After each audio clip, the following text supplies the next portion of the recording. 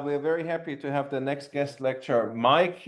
He runs a web agency in Regensburg, and they have also explored AI more, especially combining user interfaces, AI, and other things.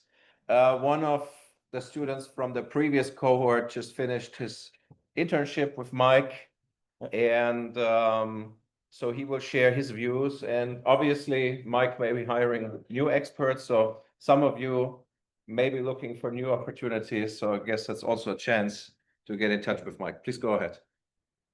Thank you, Patrick. Yeah. Hello and welcome to my lecture. Here, guess less and understand more is the title.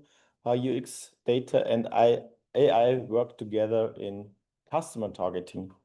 So I'm Mike. I try to help companies to turn complexity into usable digital products. So yeah, I want to bridging business goals, user needs, and technical implementation from wireframe to working AI. So, and I'm also speak at some conferences about practical UX and AI integration. So let me show you the people behind the projects. These are my team. We call ourselves the Lobbynauts. We are the lobby, as Patrick said, a digital agency focused on real-world innovation and transformation. And we are also proud to be part of the Pluswork group. And Pluswork is a network of specialized digital units across Germany and Europe. And together we work on complex digital projects from e-commerce to CMS to AI-driven solutions, always with a focus on UX and real business impact. So yeah, why UX matters. So technology without UX is like a car without steering. So we think that UX is a very important part of the whole solution. So a product can be technically excellent, but if it feels wrong, no one uses it. And that's always a problem. So have you ever closed a tool just because you didn't understand it? I guess everyone did this.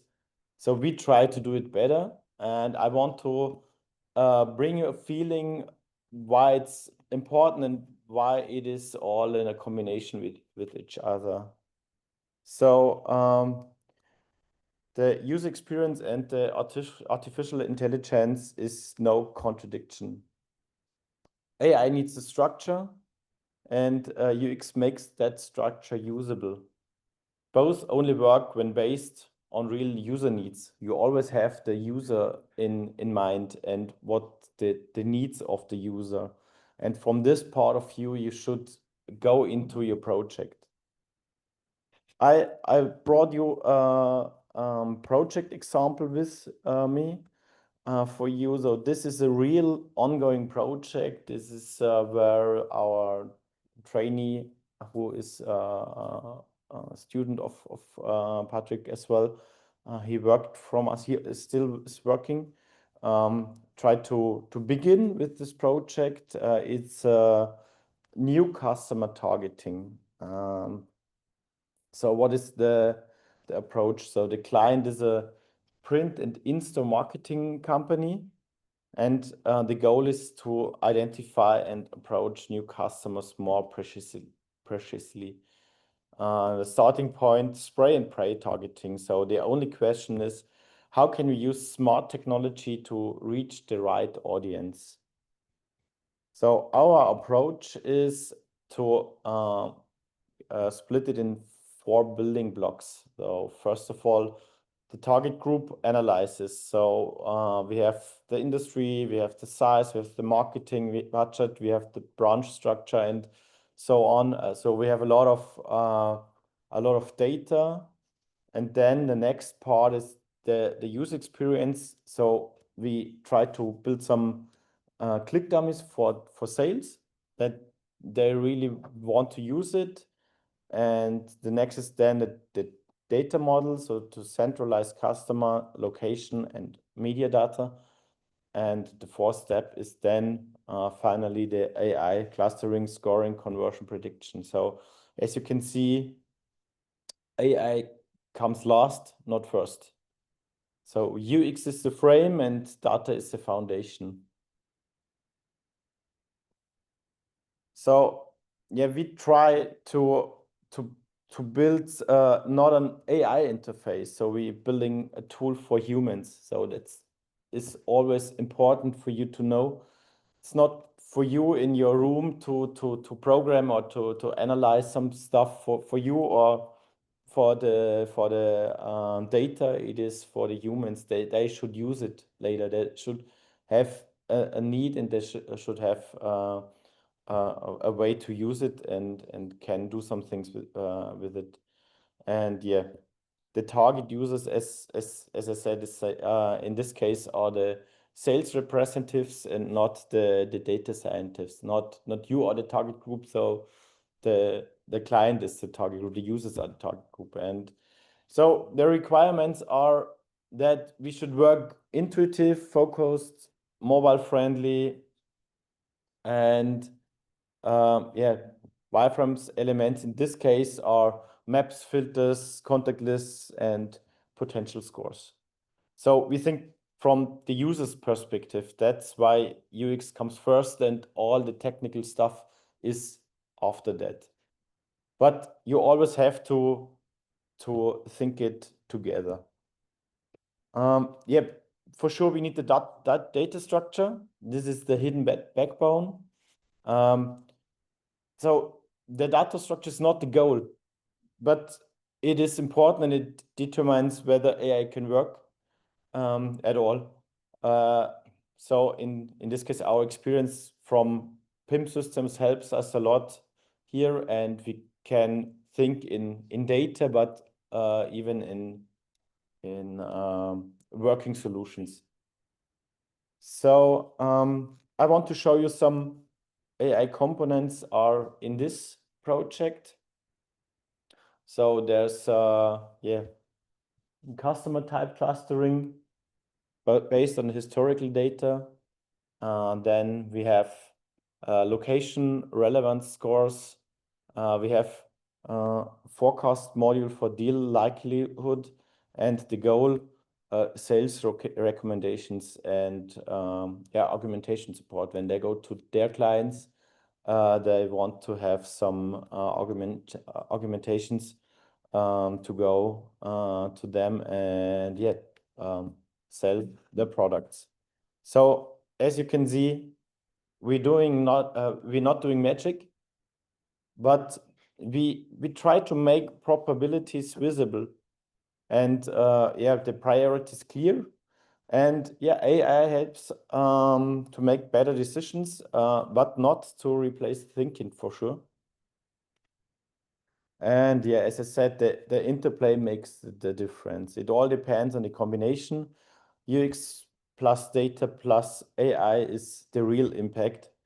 A bad UX can ruin good AI, so keep that in mind. So you always have to think in all these directions. And AI without structured data is completely useless. And data without user context creates no value. So as I said, it all depends on the combination, and only then we build something that gets used and makes a difference. So if you're a developer, then what means that for you as a developer? So yeah, it is a call for a modern developer, and it is yeah, I liked the lecture before. So there were some approaches what going the same direction. It's not the data structure is not the goal or even that. So it's always the user, and you do it for the users and not for someone else. So I guess those who think broader, they create more impact, and those who understand users, they build much better systems. So tech skills alone aren't enough. They are really important, but they are not enough. And it's important to understand your user, think about what the users want to have, what are the needs, what are the approaches, and know how data flows and be willing to take ownership. So this is the approach of us. And now I like to go into questions. Do you have some questions about the UX or to the project for itself? And I really like to hear from you. There's so many students who ask plenty of questions after my presentation, so my lecture, so maybe you can engage a bit in the discussion. What's the difference between UI and UX? Yeah, UI is more the how the company feels like, what is the mindset of the company, of the employees, like on another level. And the UX is what you feel. So if you're using a software, then it's the flows of a software. That's the difference in my opinion. Difference in the approach that you are taking as a company to specialize on UX? Are you working also with UI or? Yeah, but so always when we starting a project, so it belongs to each other, I guess. But then when we start a project, we try to understand the client, what are the company stands for and everything. And then when we start to create the software or the designs, then we think we try to think in the mind of the people who will use the software of the user, identify a company. And I guess it belongs to each other, but they're different things. Thank you. Does everyone knows what UX means and what it is?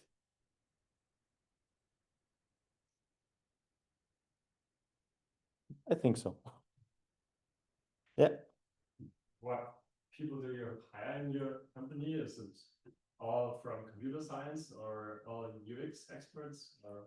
Yeah, most of our people are developers, so software web developers, and then we have some project managers, and we have UX designer, and so we try to bringing the more and more this AI stuff into it.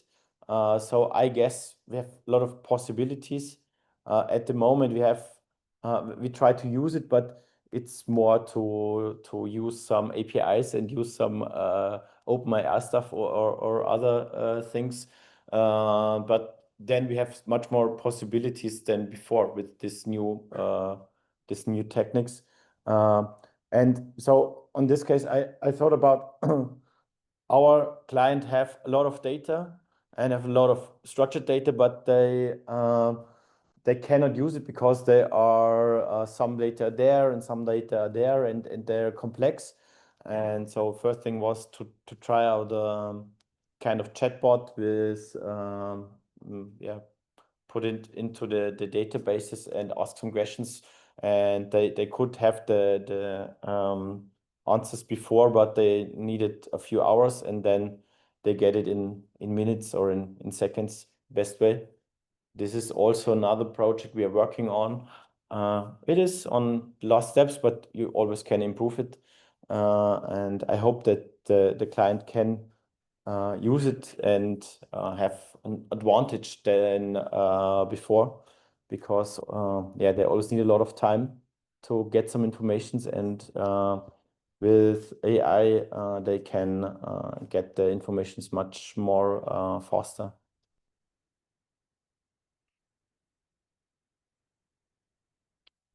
Yeah, so that's already all. I have here some links for you if you're interested in UX or in data or in AI in real world projects, not just in theoretical stuff. We always open for some ideas or collaborators. Sorry. Yeah, feel free to reach out. And so we are the lobby in Regensburg. The offices are in Regensburg. We are open for guys who join us in the office or also in remote. We have our people. We like to have you in the office, but there's a mixture of all. And so, yeah, thank you.